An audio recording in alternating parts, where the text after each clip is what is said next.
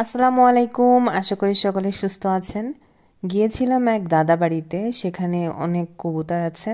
তো আমি দাদিকে বলেছিলাম যে কবুতর ছাড়ার আগে আমাকে অবশ্যই বলবা। তো সকাল সকাল আমাকে ঘুম থেকে উঠাই দিয়েছে যে এখন কবুতর ছেড়ে দিবে, কবুতরে খেতে দিবে তার জন্য। এই দেখুন মাশাআল্লাহ মুকুল ভরে গিয়েছে গাছে।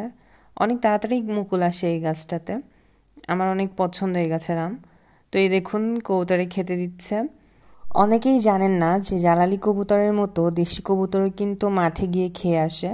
অনেক সময় খেতে দেওয়া লাগে না।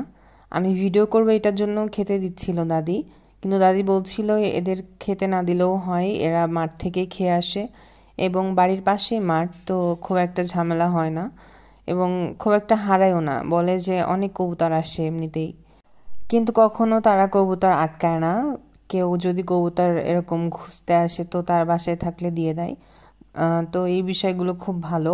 অনেকেই আছে তারা দিতে চায় না। এ বাড়িতে আমি আরও অনেক কিছু দেখেছি, এ বাড়িতে অনেক কিছুই আছে, আমি আপনাদের অন্য আরেকটা ভিডিওতে দেখাবো ইনশাল্লাহ। কবুতরের মাংস স্বাস্থ্যের জন্য খুবই ভালো। আর দেশি কবুতর সাধারণত পোষা হয় ডিম বাচ্চার জন্যই। দাদি বলছিলেন কবুতর যেহেতু মাঠ থেকে খেয়ে আসে তো এদের পেছনে তেমন একটা খরচ নেই, নামমাত্র একটা খরচ হয় এদের পেছনে। আশা করি আপনাদের ভিডিও ভালো লেগেছে। আসসালামু আলাইকুম।